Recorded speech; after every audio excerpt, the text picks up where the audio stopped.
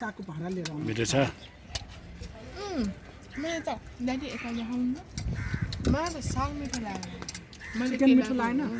खाएकै छैन चिकन त आज चिकन साग खाएँ मलाई मन पर्यो मलाई मन पर्ने साग हो यो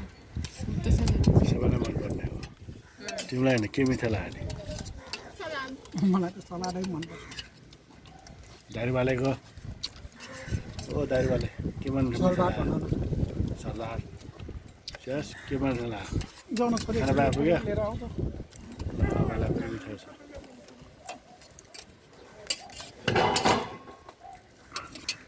ओके, ल।